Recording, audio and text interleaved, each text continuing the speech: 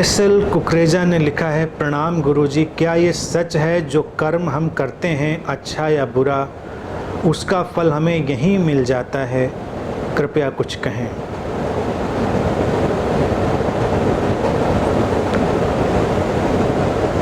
कर्म का फल यहीं नहीं मिलेगा तो कहाँ मिलेगा? कर्म के बारे में यही जो उलझन है ना, लोगों को परेशान करके रखी हुई है। अच्छे कर्म या बुरे कर्म का परिणाम कहीं बाद के जीवन में मिलेगा। जो अगले जन्म में यकीन करते हैं उनको अगले जन्म में मिलेगा, और जो अगले जन्म में यकीन नहीं करते हैं उनको भी कहीं कयामत में मिलेगा। उसका परिणाम मिलेगा जरूर, बाद में मिलेगा, अभी नहीं मिलेगा। ये जो छोटी सी बात है, इस बात ने ही व्यक्ति को पूरी तरह भ्रमित किया हुआ है। मूल बात है, जीवन कार्य कारण से चलता है, कर्म के परिणाम आएंगे। जैसी धारा हमसे बहेगी कर्म की, उसका कुछ तो परिणाम घटना ही है, तय है। लेकिन जब हम उसको भविष्य में डालते हैं, उसको हम भविष्य में फेंकते हैं, तो हम जीवन को ठीक से नहीं जी पाते। कर्म का हिसाब किताब लगाने की जरूरत नहीं है कि अब इसका परिणाम किस रूप में आएगा। परिणाम तो इंस्टेंट है, तुरंत है।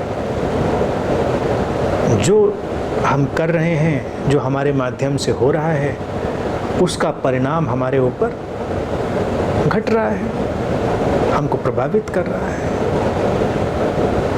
आप अपने शरीर को नष्ट करने वाला भोजन शरीर में डालेंगे,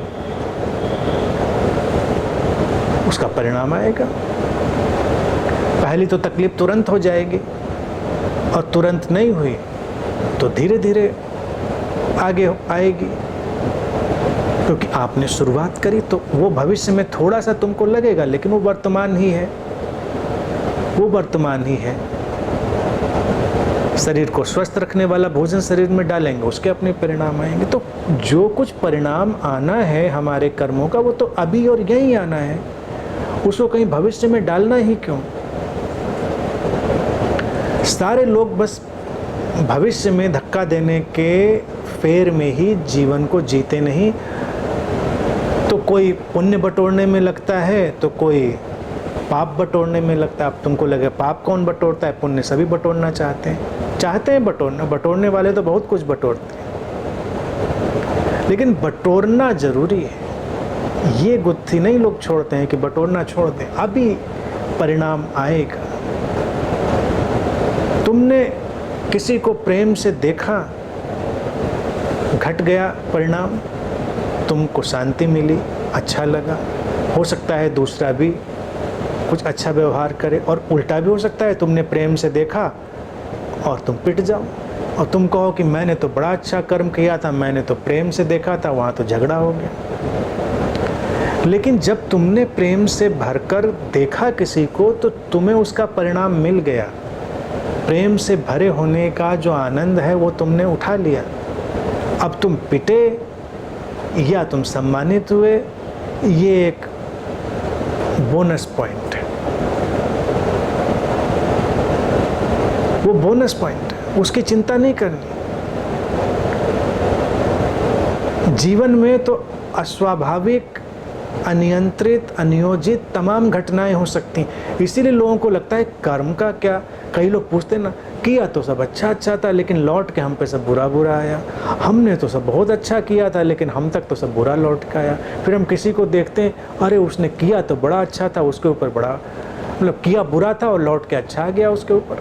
तो हम गणित बिठाते हैं कि इसका ये आएगा परिणाम, इसका ये आएगा परिणाम, इसका ये आएगा। ऐसा तो होता नहीं। क्या अच्छा और बुरा क्या, ये हम बाहर खड़े होकर कैसे तय करते हैं? कोई व्यक्ति सफल है तो सफलता के लिए जो मानक हो सकते हैं वो उनका उपयोग करता है। सफलता के लिए जो मानक हैं वो हैं वो लगाने पड़ते हैं। कोई लगाता है, वो लाख बुरा व्यक्ति हो लेकिन सफलता वाले मानक वो लगा सकता है तो सफल हो जाएगा। और कोई व्यक्ति लाख अच्छा हो और सफलता वाले मानक उसको नहीं आते, वो नॉर्म नहीं जानता, वो सारे काम असफलता वाले करता है, हुआ करे अच्छा, सफल नहीं हो पाएगा। जीवन में जो भी घटना हमको दिखाई देती है वो पूरी तरह से उस कार्य कारण पर खड़ी है। हमको उलझी हुई इसलिए दिखती है क्योंकि हमको लगता है कर्मों का परिणाम कुछ अलग अलग तरह से चलता होगा। कर्म कोई इन्वेस्टमेंट नहीं है कि इन्वेस्ट करेंगे तो उसका रिजल्ट कुछ अलग अलग प्लान के हिसाब से आएगा। तो तुमको बताने वाले लोग भी मिल जाएंगे कि कौन सा प्लान आजकल अच्छा रिटर्न दे रहा है, उसमें इन्वेस्ट कर डालो। कहीं कर्म तो कर ही रहे हो तो कमाई कर डालो, अच्छा इन्वेस्टमेंट कर डालो, ये वाला प्लान ले लो।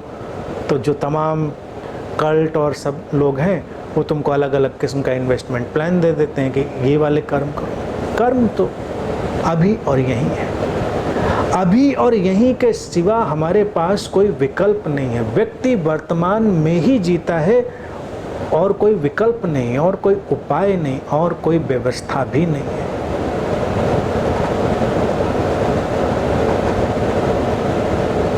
तो कर्म भविष्य में परिणाम लाते हैं, इस सिद्धांत को, इस कॉन्सेप्ट को तिलांजलि दे दो। अभी परिणाम ला रहे हैं। तुम प्रसन्न हो, प्रसन्नता का परिणाम है। तुम झगड़ा झंझट करो, उसका परिणाम है। तुम मुंह लटका कर घूमो, उसका परिणाम है।